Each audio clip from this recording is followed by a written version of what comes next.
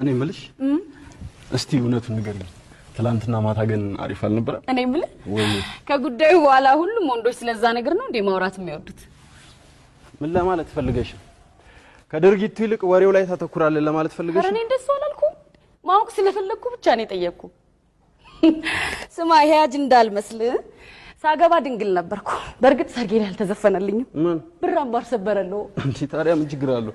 ብር አምባር ሰበረለው፣ ብር አምባር ሰበረለው ወንዱ ልጅ ብር አምባር ሰበረለው፣ ብር አምባር ሰበረለው ወንዱ ልጅ ሙሽራው ባንዳልጋ ሙሽሪት ባንዳልጋ መላኪ መስላሉ ክንፉን የዘረጋ ሙሽራው ባንዳልጋ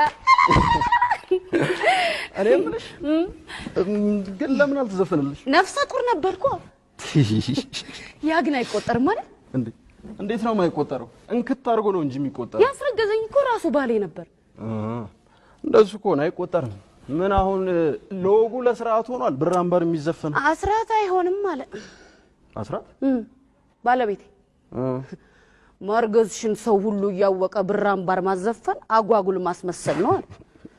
ለነገሩ ባላረግዝም መጋባታችን አይቀርም ነበር እባክህ። ስማ ቤተሰባችን ሁሉ ወላድ ነው። አንተ ተሳስተህ እንኳን ሱሪህን ብጥልብኝ ማርገዝ አይቀርም። ምን ነው ደነገጥክ? ኧረ እኔ አልደነገጥኩም። መከላከያ እኮ ተጠቅመናል አይደል? ምን አልከኝ? ተይው ራሄል፣ ማልወጣው ችግር ውስጥ እየገባው። እንዴት? ሳልወድሽ አልቀረውም። እብደት እውነት ይሄ እብደት ነው። ኖርማሊ ኮኔ ቢያንስ ዲፕሎማ ካለዚህ ሴት ጋር ማውራት እንኳን አልፈልግም ነበር። አንቺ ግን ሃይ ስኩል ባለመጨረስሽ እንኳን ምንም ሊሰማኝ አልቻለም። ታዲያ ይሄ ጤንነት ነው? ተው እንጂ ሳሚ፣ ነገር አታከብድ። ምን አልሽኝ? ነገር አብርድ። ኖ ከሱ በፊት ምን ሳሚ? ስሜን ስታቆላምጪው በጣም ደስ ይላል። ለመሆኑ እንዴት አወቅሽ? ራስ አይደል እንደ ነገርከኝ? ስንተዋወቅ ሳሙኤል ነኝ አልከኝ። አረ ሳሙኤል አይደለም ስሜ፣ ሳሙኤል አይደለም ሳምሶን ነው። ስማችንን እንኳን ሳንተዋወቅ ዘለን አልጋ ላይ ፊት ማለታችን ነው እኔም ያናደኝ። ትላንትና ካንቺ ጋር አንሶላ ለመጋፈፍ እንደዛ ስጣደፍ ዛሬ እንደሚጸጽተኝ ዛሬ እንደሚቆጨኝ ማወቅ ነበረብኝ። እንዴት ማለት? እድሌ ጠማማ መሆኑ መዘንጋት አልነበረብኝ ማለት። እኔ በቃ አላቅም፣ የማደርገው ነገር ሁሉ መጨረሻው ያምሩ። ለምሳሌ ለመጀመሪያ ጊዜ ከሴት ጋር የተኛሁት በ13 ዓመቴ ነበር። እሺ። እና ልጅቷ በእድሜ ትበልጠኛለች። ታዲያ ከቤታቸው ጓሮ ተኝተን እያለ አባትየው አይደርሱብን። ምን ታዲያ ምን አደረግ? ምን አደርጋለሁ? ተነስቼ መሮጥ ጀመርኩ። ምን ያደርጋል? የወረደ ሱሪ ያደናቀፈኝ ስራዬ የወደቁ መነሳት ሆነ። አባትየውም ንዴታቸውን ረስተው እናንቺ ነው ሳቃቸውን ይለቀቁ።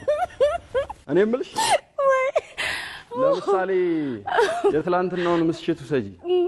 እኔና አንቺ እየተሳሳምን እያለ ባር ውስጥ ሲጫወት የነበረው ሙዚቃ ታስታውሻለሽ? ምን ነበር? ወጣ ገባ ነው መንገዱ የሚለው ነው። እንዴ ነበር? ወጣ ገባ ነው መንገዱ እንዴ? ወጣ ገባ ነው መንገዱ፣ ወጣ ገባ ነው መንገዱ፣ ባልዮት ጎዳና በትግል ሲሄዱ። ታዲያ ከኛ ጋር ምን ያገናኘዋል? ያስቢው እስኪ የመጀመሪያ የፍቅር ምሽታችንን ስናስታውስ አብረን ምን እናስታውሳለን? ወጣ ገባ ነው መንገዱ። ካልጠፋ ዘፈን የፍቅራችን ትዝታ በምን ይገለጻል? በወጣ ገባ ነው መንገዱ። የታደሉትማ የነጥላሁንን የዘንባባ ማርነሽ።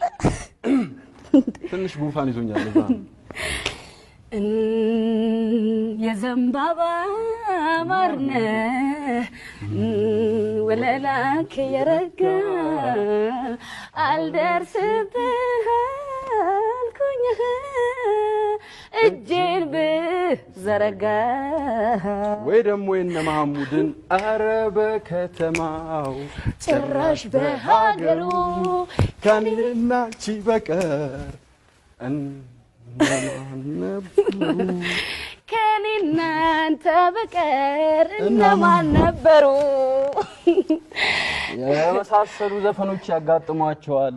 ለኔ ግን ምን ተመረጠልኝ? ወጣ ገባ ነው መንገዱ።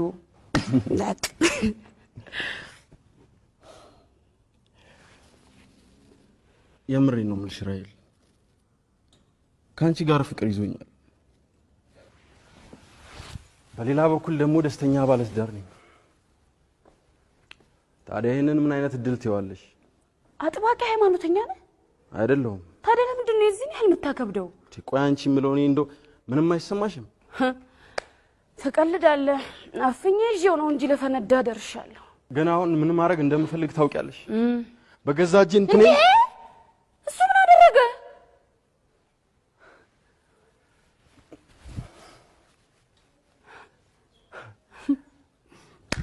እኔ የምልሽ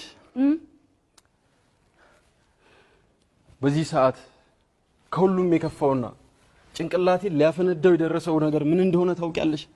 ካንቺ ጋር ድጋሚ መተኛት ፍላጎቴ ነው። ይሄንን ባትናገረው ደስ ይለኝ ነበር ሳሚ። በጣም ይቅርታ አድርጊልኝ። ሁለታችንም ፍጹም ግልጽ መሆን እንዳለብን ስለተሰማኝ። እሱን ማለት አይደለም።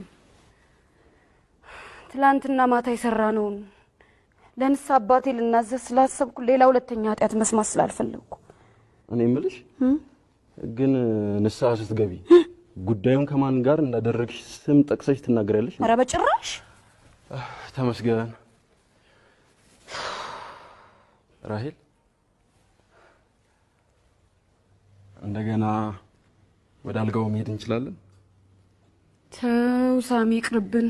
ለምን? በኋላ ላይ ጸጸቱ ይገለናል። አሁን እርሻው አይገለንም። እርሻው የሆነ ነገር ትዝ አለኝ። ሶስተኛ ዓለም ጦርነት ሊነሳ ነው። ነገ ሁላችንም ልንሞት እንችላለን። ስለዚህ ራሳችንን ብናስደስት አይሻልም?